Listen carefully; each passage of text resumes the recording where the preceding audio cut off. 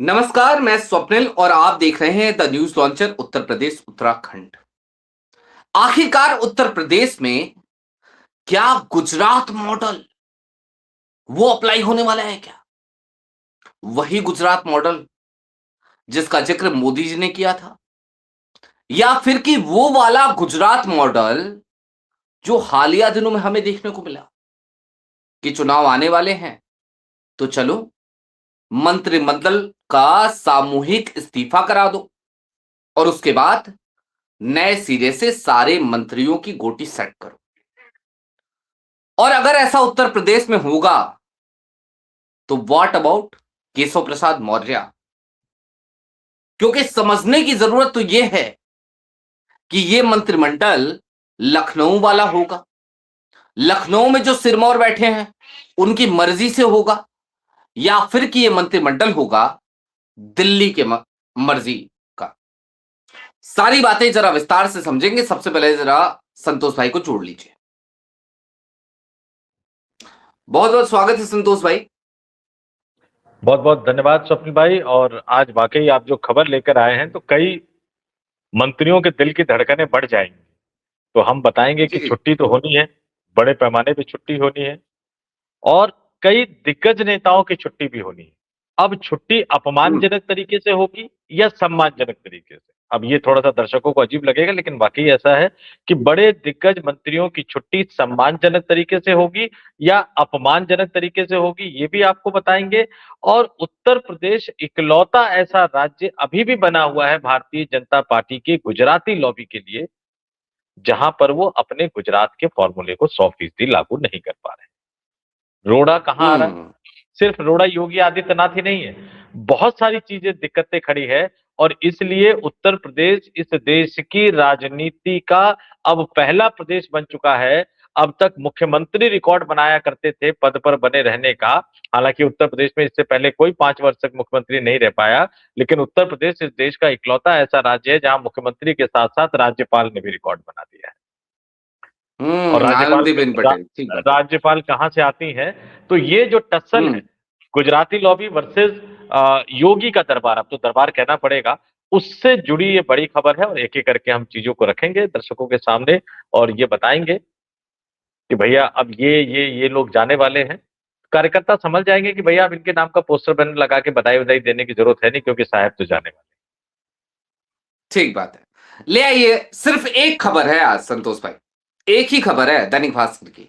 उसने छापा भी है और बकायदा लिखा है भास्कर एक्सक्लूसिव, यूपी में 12 से अधिक मंत्री बदले जा सकते हैं, दूसरा मंत्रिमंडल विस्तार जल्द, गुजरात मॉडल अपनाने की तैयारी। संतोष भाई, गुजरात मॉडल अपनाया जाएगा, पहला सवाल केशव प्रसाद मौर्य का क्या होगा? इसको अब ऐसे भी समझिए कि गुजरात मॉडल अपनाया नहीं जाएगा। अच्छा। मैं इस बात को बहुत ही 100% कह रहा हूं। और गुजरात मॉडल यूपी में इंप्लीमेंट नहीं कर पा रहे हैं ये लोग, यही तो इनके साथ समस्या है गुजराती लॉबी के साथ। लेकिन हाँ, आपने जो दूसरा सवाल पूछा केशव प्रसाद मौर्य का क्या होगा, वो भी आपको बता देता हूं। लेकिन मैं सीधे सीधे दर्शकों को 2-3 चीजें बताता हूँ। भैया 2001 में मुख्यमंत्री बन के गए गुजरात, 2002 का लड़े, 7 का लड़े, और 2009 के बाद, 2009 के बाद स्वप्निल भाई, नरेंद्र मोदी एक नए अवतार में आ गए थे जब वो गुजरात के मुख्यमंत्री हुआ करते थे। उस समय देश की राजनीति में बदलाव होने लग गया। आडवाणी की विदाई, गडकरी का आना, गडकरी के आने के बाद बीजेपी के अंदर कई सारा घमासान मच जाना। जैसे नितिन नवीन है ना, नितिन नवीन को बीजेपी भाजपा ही हम्म। पचा ही नहीं पा रहे कि ये कल का लड़का राष्ट्रीय अध्यक्ष बन गया है। उसी तरह से नितिन गडकरी को नहीं पचा पा रहे थे उस समय के लोग। तो कई चीजें हो रही थी और इस रस्साकसी के बीच में नरेंद्र मोदी उभरे। 2012 के विधानसभा चुनाव से पहले टिकट बंटवारे को लेकर गुजरात की बैठक हुई, और मैं आपको बता देता हूं, जो संसदीय बोर्ड और केंद्रीय चुनाव समिति की बैठक हुई, नरेंद्र मोदी आए और सुनिए कैसे गिन रहे थे वो, दर्शकों से कहूंगा, 1 2 3 4 5 6। और जितने उस संसदीय बोर्ड में बैठे हुए थे मेंबर, उन्होंने अपने बंदे को कहा जाओ इतनी फोटोकॉपी करवा के ले आओ। सुषमा स्वराज चिढ़ गई। उन्होंने कहा कि मोदी जी, ये वही संसदीय बोर्ड है जिसने आपको मुख्यमंत्री बना के भेजा है, आप चेहरे गिन रहे हैं ना, उतनी फोटोकॉपी करवा रहे हैं, आपको लगता है लीक हो जाएगा। और यही संसदीय बोर्ड है जो आपको मुख्यमंत्री पद से हटा भी सकता है। अब वो ठीक संसदीय बात। बोर्ड तो हटा नहीं पाया, मोदी दिल्ली आए और दिल्ली में आकर उन्होंने एक-एक करके सबको हटा दिया और उसके बाद से जिस राज्य में भारतीय जनता पार्टी चुनाव जीतती रही, वहाँ पर्ची वाला मुख्यमंत्री एक तरह से उन्होंने बनाना शुरू कर दिया। अब ये बीजेपी का स्टाइल है कि लटका के रखो मामले को। आप चाहे यूपी का 2017 का विधानसभा चुनाव देख लीजिए, चाहे अन्य राज्यों के विधानसभा चुनाव देख लीजिए, जानबूझकर लटका के रखते हैं क्योंकि जो सीएम पद के जितने दावेदार होते हैं, वो धीरे-धीरे थक जाते हैं, नए दावेदार पैदा हो जाते हैं और उस बीच में वो अपना पर्ची वाला मुख्यमंत्री ले आते हैं। कहीं पर्ची डायरेक्टली दे देते हैं, राजनाथ सिंह और वसुंधरा राजे सिंधिया और राजस्थान, ये तो जानबूझ के इन्होंने सिर्फ और सिर्फ वसुंधरा राजे सिंधिया को चिढ़ाने के लिए किया था, नहीं तो हर राज्य में मुख्यमंत्री ये ऐसे ही चुनते हैं।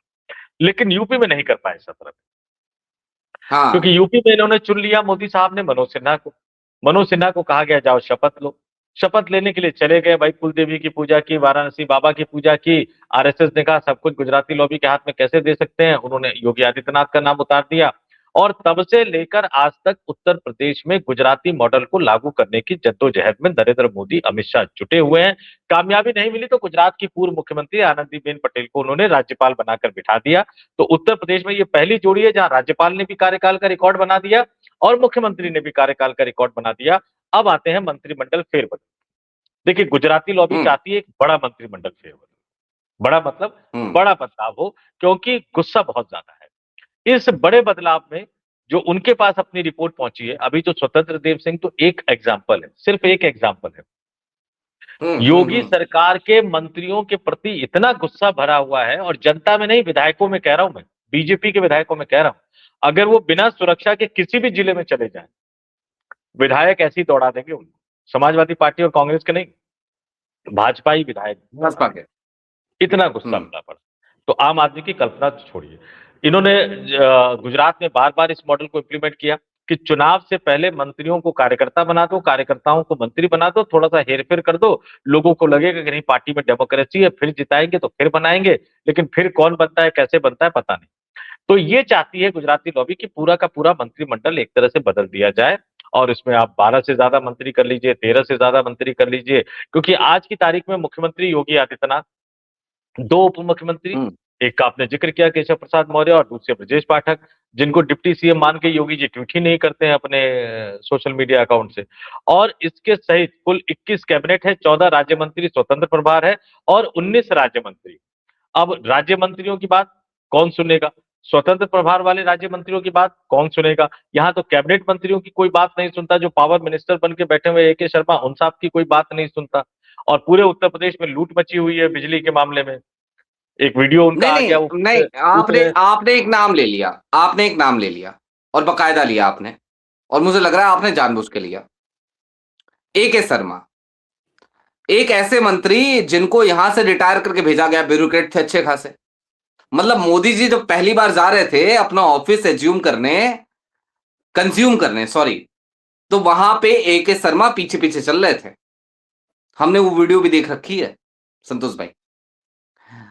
आज की तारीख में वो AK शर्मा उत्तर प्रदेश में मंत्रालय संभाल रहे हैं बकायदा, और ऐसा मंत्रालय संभाल रहे हैं जहां पे उनकी शिकायतें ये हैं कि उनकी बातें उनके अधिकारी सुनते नहीं है।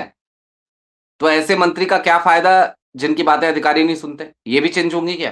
क्या लग रहा है? और अगर और होंगे तो ये दिल्ली वर्सेस लखनऊ नहीं होगा? और ये दोनों पोर्टफोलियो उनके पास बहुत इंपॉर्टेंट है। तो मैंने कहा कि बिजली के मामले में तो लूट मची हुई है, लेकिन मैं अपनी बात पूरी कर हम्म। देता हूं।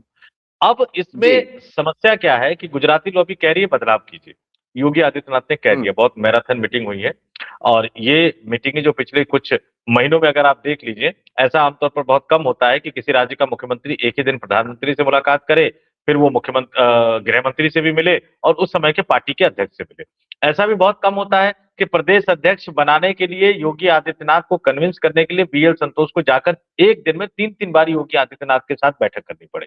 ऐसा भी बहुत कम होता जी। है कि प्रदेश अध्यक्ष पंकज चौधरी के बनने के बावजूद जो है वो JP नड्डा को वहां जाना पड़े, जबकि वो राष्ट्रीय अध्यक्ष हुआ करते थे, और वहां जाकर चीजों को संभालने के लिए जद्दोजहद करनी पड़े। ऐसा भी कम होता है। हालांकि मुख्यमंत्रियों का तो शौक है, जैसे उत्तराखंड वाले पुष्कर सिंह धामी, पता नहीं उत्तराखंड में कितने दिन रहते, दिल्ली में कितने दिन रहते, वो दिलचस्प है। लेकिन वो ऐसी सरकार है जिनके दोनों डिप्टी CM लखनऊ के साथ साथ दिल्ली में रहना ज्यादा गवारा करते हैं। और इसमें एक बड़ी हम्म। पुरानी कहानी दिलचस्प मैं आपके दर्शकों को बता दूं कि भैया कल्याण सिंह के जमाने में राजनाथ सिंह को दिल्ली आने का बहुत शौक था। कल्याण सिंह मजाक मजाक में कहा करते थे, कैबिनेट की बैठकों में कई बार कह देते थे कि आ गए सिंह साहब दिल्ली से, सब कुछ तो बता के आए ही होंगे, तो मेरे जाने की जरूरत क्या है। तो ठीक उसी तरह से केशव प्रसाद मौर्य और ब्रजेश पाठक बताते हैं। लेकिन योगी आदित्यनाथ की शर्त यह है कि अब अगर पूरा मंत्रिमंडल बदलना है तो ठीक है, 2-4 नाम आप जो देना चाहते हैं वो दे दीजिए, उसको हम रख लेंगे। जो जातीय समीकरण बनना है वो बैठ के आपस में बात कर लेंगे। लेकिन उसके गठन से पहले सभी मंत्रियों को यह कहा जाए कि मुझे अपना इस्तीफा भेजो, क्योंकि मैं किसी को हटाऊंगा तो अपमानजनक लगेगा। तो सभी मंत्रियों का इस्तीफा मतलब दोनों उप मुख्यमंत्रियों केशव प्रसाद मौर्य और ब्रजेश पाठक सहित योगी आदित्यनाथ के मंत्रिमंडल के सभी मंत्रियों का इस्तीफा उनको भेजा जाए, जिसको वो स्वीकार करने की सिफारिश के साथ राज्यपाल महोदया को भेजेंगे और फिर पूरी की पूरी योगी कैबिनेट का फिर से पुनर्गठन किया जाए। आप कहेंगे कि फिर इसमें दिक्कत क्या है? 5, 6, 10, 12 नए चेहरे आ जाएंगे, कोई दिक्कत नहीं। दिक्कत दूसरी है, जब से अयोध्या के कार्यक्रम का केशव प्रसाद मौर्य ने बहिष्कार किया, जो दीपोत्सव महोत्सव था जिसमें तस्वीरें नहीं छपी थी, केशव प्रसाद मौर्य उस कार्यक्रम में नहीं गए। केशव प्रसाद मौर्य ने दिल्ली में फोन किया, दिल्ली से फोन राजभवन गया और आनंदीबेन पटेल भी उस कार्यक्रम में नहीं गई। अब राज्यपाल का तो बीजेपी के अंदरूनी राजनीति से तो कोई लेना देना था नहीं, लेकिन राज्यपाल महोदया भी उस कार्यक्रम में नहीं गई। ब्रजेश पाठक भी नहीं गए, उनकी भी तस्वीर नहीं छपी थी। उस दिन के बाद नहीं से नहीं ब्रजेश नहीं, पाठक संतोष भाई रोकना चाहूंगा। आपने कहा बेन पटेल का क्या लेना देना भाजपा के अंदरूनी राजनीति से? हाँ, ये मैंने कटाक्ष आज के की रूप में कहा तारीख था। में नहीं, आज की तारीख में जब राष्ट्रपति का लेना देना है, जब सीजीआई तक का लेना देना है, तो भला ये तो राज्यपाल है एक प्रदेश की, क्या मतलब बनता है? तो उस पैमाने पे तो कह सकते हैं। फिर उसके दर्शकों के हाँ, सामने नहीं, दर्शकों के सामने नकाब रखने की जरूरत नहीं इन लोगों के चेहरे पे। बिल्कुल। तो उसके बाद से जो है वो केशव प्रसाद मौर्य को लेकर योगी आदित्यनाथ थोड़े से अडिग हो चुके हैं कि भैया अब इनको जाना होगा। अब उनको जाना कैसे होगा? उनके साथ दिक्कतें दूसरी है योगी आदित्यनाथ के साथ। अगर यहाँ पे कोई और राज्यपाल होता, मैं फिर से दोहरा रहा हूं, अगर आनंदीबेन पटेल की जगह कोई और राज्यपाल होती या राज्यपाल होता, क्योंकि जगदीप धनखड़ तो योगी के प्रभाव में आ गए थे, बेचारे की विदाई हो गई। यहाँ पे समस्या ये है कि वो केशव प्रसाद मौर्य को हटाने की सिफारिश भेजेंगे तो किसको भेजेंगे? राज्यपाल को भेजेंगे। ठीक बात। मंत्री, उप मुख्यमंत्री ये राज्यपाल के सिफारिश से मंजूर, मतलब मुख्यमंत्री सिफारिश करे और राज्यपाल उस सिफारिश को मंजूर करे, उसके बाद ही हटाया जा सकता है। तो ये योगी आदित्यनाथ अड़ गए। जब तक योगी आदित्यनाथ को कोई बड़ा एक पैकेज गुजराती आलाकमान नहीं देगा, तब तक ये मंत्रिमंडल विस्तार नहीं होगा। लेकिन जिस दिन भी मंत्रिमंडल विस्तार होगा, आप ये तय मानकर चल लीजिए कि केशव प्रसाद मौर्य की इस मंत्रिमंडल से विदाई होगी। अब राजनीति में, राष्ट्रीय राजनीति में उनको जो भी कुछ दे दिया जाए, राष्ट्रीय टीम में उनको जो भी कुछ दे दिया जाए, उनको केंद्रीय राजनीति में जो कुछ भी दे दिया जाए, योगी आदित्यनाथ अपने डिप्टी सीएम के तौर पर केशव प्रसाद मौर्य को बर्दाश्त करने को तैयार है। अब दूसरी चीज पे आ जाते हैं, ब्रजेश पाठक। ब्रजेश पाठक इस तूफान में बच जाएंगे और वो एक सिंपल सी थ्योरी होती है कि जब वो एक सिंपल सी थ्योरी होती है कि जब बड़ा तूफान आता है तो जो पेड़ तन के खड़ा रहता है वही टूटता है, जो थोड़ा सा झुक जाता है वो नहीं टूटता। और ब्रजेश पाठक के बचने की 2-3 वजह और है जो हमें देखना होगा। इसमें जातिगत समीकरण भी है क्या? जो ब्राह्मण वर्सेस ठाकुर इस समय चल रहा है, उसमें बचते दिख रहे हैं क्या पाठक जी? नहीं, इसमें मायावती का संदर्भ बहुत हाँ, अच्छा। 2000 मायावती को पूर्ण बहुमत की सरकार, जब दलित, ब्राह्मण और मुस्लिम का एक जो संगठन बना था, बसपा को पहली बार पूर्ण बहुमत की सरकार बनी थी, तो जो पूरे प्रदेश में घूमकर जो भाईचारा सम्मेलन हुआ था, ब्राह्मण सम्मेलन जो हुआ था, वो ब्रजेश पाठक ने किया था।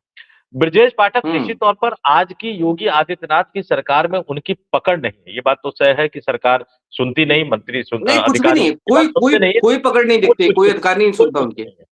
लेकिन बीजेपी में ऐसा कोई ब्राह्मण चेहरा नहीं है आज की तारीख में जो पूरे उत्तर प्रदेश में घूमकर पूरे उत्तर प्रदेश के जितने जिले हैं उतने जिलाध्यक्ष के नाम भी जानता हूं। कोई नहीं है बीजेपी में ऐसा ब्राह्मण चेहरा, कोई ऐसा ब्राह्मण चेहरा नहीं है। ये मजबूरी है। और मायावती अगर खड़ी हो रही और मायावती के भतीजे लक्ष्मीकांत वाजपेयी दूसरी वजह से फिनिश हो चुके हैं। अब वो योगी वाली टीम में वो नहीं आ पाएंगे, किसी भी हालत में वो नहीं आ पाएंगे। और आगे चलकर उन्हें चाहे राजभवन भेज दिया जाए या जो भेज दिया जाए, अब यूपी की सक्रिय राजनीति में उनकी वापसी बहुत संभव नहीं है। और सुनने में आया आजकल बड़ा एक्टिव है।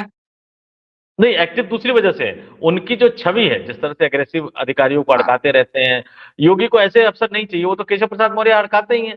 योगी को ऐसे मंत्री चाहिए ही नहीं जो उनके अधिकारियों को अड़काए, नहीं चाहिए उनको ऐसे ठीक। मंत्री। अब लक्ष्मीकांत वाजपेयी हड़काते रहते हैं। अच्छा, लक्ष्मीकांत वाजपेयी आप मान के चल लीजिए कि जब योगी आदित्यनाथ को भाजपा के सांसद सदन में देखकर मुंह फेर लिया करते थे, उस समय लक्ष्मीकांत वाजपेयी यूपी बीजेपी के बड़े नेता हुआ करते थे, जीत में भी एक बड़ी भूमिका उनकी थी।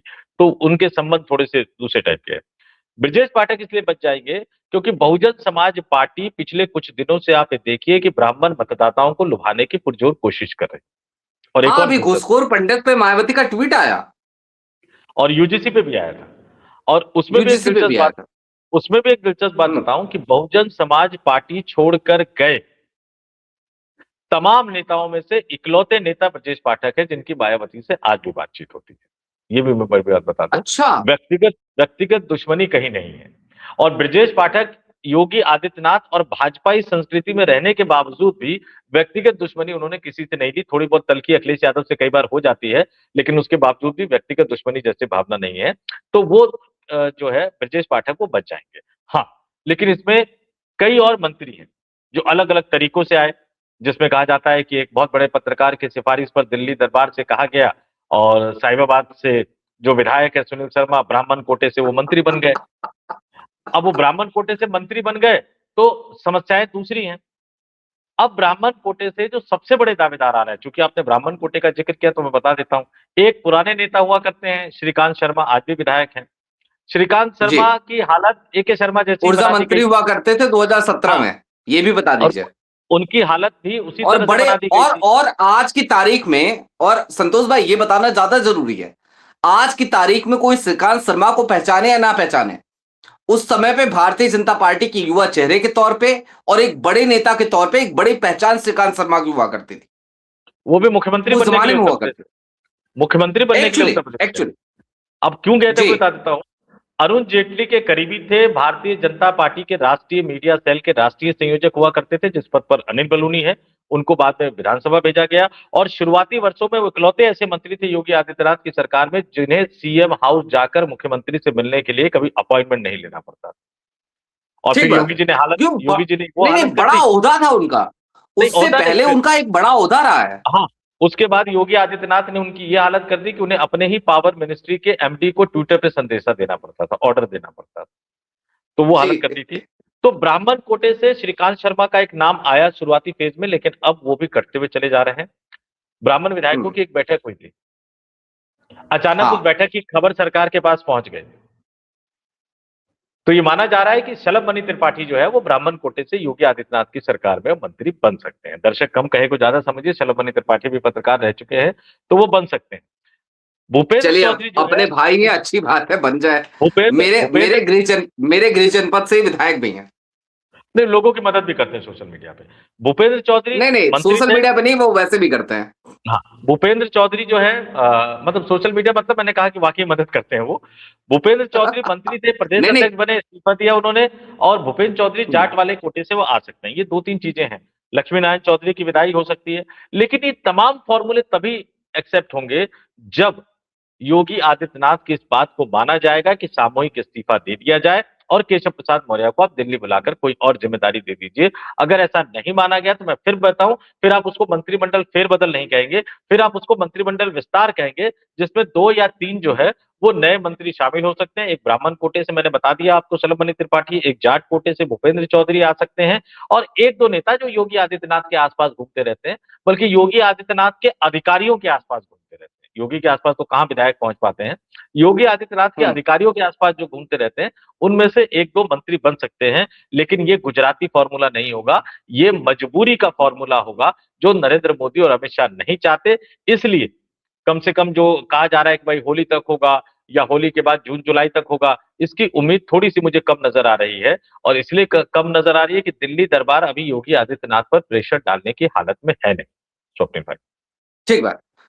डोनाल्ड संतोष भाई, ट्रंप एक आखिरी सवाल। अमेरिका की नहीं तरफ नहीं, से हाँ हर 48 घंटे पर एक हाइड्रोजन बम फोड़ दिया जाता है और नरेंद्र मोदी उसी से अपने आप को बचाने के लिए अब तक जूझ रहे हैं।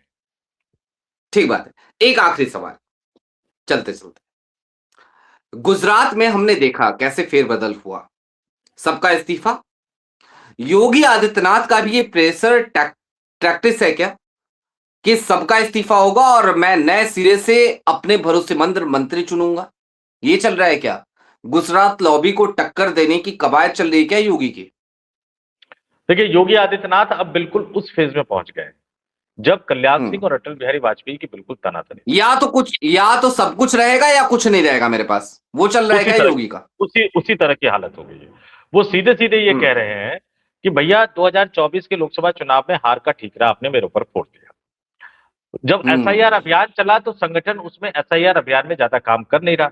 बाद में संगठन ने कह दिया कि भैया वो तो बीएलओ आपके हैं, डीएम आपके हैं, एसडीएम आपके हैं, निर्वाचन अधिकारी आपके हैं, इसमें संगठन क्या करेगा।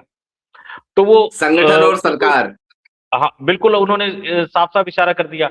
वाराणसी में और वाराणसी के आसपास के जिलों की जिम्मेदारी प्रधानमंत्री नरेंद्र मोदी ने अपने करीबी मंत्री सीआर पाटिल को दे दी है। योगी आदित्यनाथ का हम्म। सीधे कहना है कि अगर हार मेरी है, जीत भी मेरी होनी चाहिए और टीम भी मेरी होनी चाहिए, ये दिल्ली दरबार तय कर ले। और अब चूंकि बहुत समय नहीं बचा है, 10 फरवरी की तारीख है, और मुझे लग रहा है कि अब 11 महीने कुछ ही दिन, आप 12 महीने भी नहीं कह सकते हैं, 11 महीने कुछ ही दिन बचे हैं जब उत्तर प्रदेश में विधानसभा चुनाव के तहत पहले चरण का मतदान होगा। यानी अगले साल 10 फरवरी के दो। पहले, हाँ। 1-2 दिन पहले या 1-2 दिन बाद जो है पहले चरण का मतदान तो हो जाएगा। तो अब समय बहुत ज्यादा ठीक नहीं बात। बचा हुआ है। और अगर नरेंद्र मोदी और अमित शाह थोड़े से मजबूत होते तो शायद वो प्रेशर डाल सकते थे। लेकिन एक बात फिर कहूंगा, इस पूरे कंफ्यूजन में, इस पूरे विवाद में, इस पूरे सीन में अमित शाह कहीं गायब है। और वो क्यों गायब है, कैसे गायब है, कई चीजें हमें समझनी होगी। आपको बीसीसीआई का एंगल समझना होगा, बांग्लादेश के प्लेयर को कैसे निकाला गया, उसके बाद पाकिस्तान ने कैसे विरोध किया, और आईसीसी के चीफ होने के नाते किस तरह की दुविधा की स्थिति आ गई कि आईसीसी का एक टूर्नामेंट जो पूर्णकालिक देश है वही विरोध करे। हालांकि मना लिया गया, पाकिस्तान खेलने को तैयार हो गया है। बहुत सारी हाँ, चीजें हैं 15 को खेल रहा जो है। Cricket, trade deal, America, Pakistan, Bangladesh, Uttar Pradesh और देश की राजधानी दिल्ली की राजनीति, इन सबसे जुड़ी हुई है। अमित शाह की चुप्पी पर नजर बनाए रखना बहुत जरूरी है, क्योंकि वो बोलेंगे जरूर, कब बोलेंगे कैसे बोलेंगे पता नहीं। नहीं, आपने कहा बोलेंगे जरूर, बोला तो था अभी हाल ही दिनों में, अभी और सनातन बोलेंगे। का अपमान करोगे वापस नहीं आओगे, ये भी तो बोला था संतोष भाई, आखिरी टिप्पणी आपकी। बिल्कुल उन्होंने बोला था, लेकिन अब एक बड़ा बयान आने की जो उम्मीद है वो शायद अगले कुछ हम्म। दिनों में जताई जा रही है। संसद का पहला चरण मुझे लग रहा है शायद 13 फरवरी को खत्म होगा। उसके बाद जी। देश के प्रधानमंत्री का राष्ट्र के नाम भी संबोधन हो सकता है, और उससे पहले या उसके बाद हो सकता है कि आपको अमित शाह का भी कुछ ना कुछ बड़ा बयान आ जाए। ठीक बात है। चलिए, बहुत सारी बातें संतोष भाई से हुई, लेकिन एक बात मैं वाजे तौर पे, चूंकि कुछ पर्सनल डिस्कशन भी हो गए इस बीच में, मैं बताना चाहता हूं। सलभ भाई न्यूज 18 में हुआ करते थे, तब से परिचित हैं, अच्छे परिचितों में हैं। और एक समय ऐसा आया जब सलभ भाई जो है योगी जी के बहुत खास हो गए थे। और गोपाल दास नीरज, उस समय उनका देहावसान हुआ था संतोष भाई। और लखनऊ में जो कार्यक्रम ऑर्गेनाइज किया गया सरकार की तरफ से, उसका एक मेहमान था मैं। और वहां पे एक मोमेंटो देना था और सलभ भाई वहां पे चीफ गेस्ट बन के आए थे। ये उस समय तक योगी आदित्यनाथ की सरकार का हाल हो गया था, तो हमने वो मोमेंटो स्वीकार नहीं किया था। सलभ भाई और मेरा इतना ही रिश्ता है। हालांकि बात इतर है, हमारे गृह जनपद के विधायक हैं, तो उसके लिए बड़ा सम्मान है उनका। और जब कभी भी कोई जरूरत पड़ती है हमारे गृह जनपद में, तो बड़ी मदद वो करते हैं। इसलिए नहीं करते हैं कि हमें उनसे कोई पर्सनल फेवर चाहिए, इसलिए करते हैं कि वो अपनी जिम्मेदारी निभाते हैं। जी संतोष भाई, ये आखिरी टिप्पणी थी मेरी तरफ से, मुझे लगा ये क्लेरिफाई करना जरा ज्यादा जरूरी है, क्योंकि एक पर्सनल रिश्ते की बात खुल गई थी। जी। नहीं, मैं सहमत हूँ, वो लोगों की मदद करते हैं, मैं इस बात पर सहमत हूँ। लेकिन हाँ, बहुत करते हैं। ब्राह्मण विधायकों की बैठक, वो छोड़, यूजीसी का मुद्दा, और ये भी यूजीसी का बता दिया नहीं जाए, नहीं, और ये भी बता यूजीसी का दिया जाए, मुद्दा, यूजीसी न्यूज का मुद्दा, लॉन्चर के नेशनल यूजीसी का, प्लेटफॉर्म पे। हाँ यूजीसी का हाँ, मुद्दा, न्यूज यूजीसी का लॉन्चर के, मुद्दा, नहीं मैं बता दूं संतोष भाई, संतोष भाई हाँ इसके बाद आपकी टिप्पणी चाहूंगा। न्यूज लॉन्चर के नेशनल प्लेटफॉर्म पे अलंकार अग्निहोत्री वही पीसीएस ऑफिसर जुड़े, और आशीष जी ने बिल्कुल एक, कहते हैं ना, दो टुक सवाल पूछना, तो वो पूछा उन्होंने। कहा कि भाई एक ब्राह्मण विधायक थे, भाग गए फोन आते ही, तो क्या हुआ? तो पता है अलंकार अग्निहोत्री ने कहा कि वो घुंघरू बांध के बैठे हैं। तो ये नहीं भाषा अलंकार अग्निहोत्री की थी सलम जी के लिए जी। नहीं नहीं, मैं इस तरह की भाषा का इस्तेमाल तो नहीं करूंगा, लेकिन मैं एक बात जरूर कहूंगा कि नहीं, हम भी नहीं कर रहे। हाँ। भारतीय जनता पार्टी में जितने भी ब्राह्मण नेता हैं, वो एक अजीब तरह की ऊहापोह की स्थिति से गुजर रहे हैं। हाथ में कुछ है नहीं, डिलीवर आपको करके देना है। जनता के पास आप देने के लिए आपके पास बहुत ज्यादा कुछ है नहीं। मदद करना ठीक बात है, लेकिन आप जब ब्राह्मणों के पास जाते हैं कि बीजेपी को वोट दीजिए, तो दिक्कत है कि आपके पास कहने के लिए कुछ है नहीं, क्योंकि आपका जो शीर्ष नेता है वो सिर्फ और सिर्फ एक ही जाति की बात करते हुए अपनी जाति बताता हुआ नजर आता है। इस देश के किसी प्रधानमंत्री ने, किसी पूर्व प्रधानमंत्री ने इससे पहले सार्वजनिक मंच से इतनी बार अपनी जाति नहीं बताई। तो ये बीजेपी के ब्राह्मण नेताओं ठीक के बात। सामने एक अजीब तरह की स्थिति है और उस दुविधा को हमें समझना चाहिए। ठीक बात है। उस दुविधा को हमें समझना चाहिए और समझना ये भी चाहिए कि अभी जो मंत्रिमंडल विस्तार होगा, ये विस्तार होगा या फेरबदल होगा? और अगर फेरबदल होगा तो किसकी चलेगी? योगी जी की, लखनऊ की या दिल्ली की? देखना दिलचस्प होगा। लिहाजा अभी के लिए दीजिए इजाजत। जो भी अपडेट होगा आप तक जरूर पहुंचाएंगे। बहुत शुक्रिया। शुक्रिया धन्यवाद। संतोष भाई।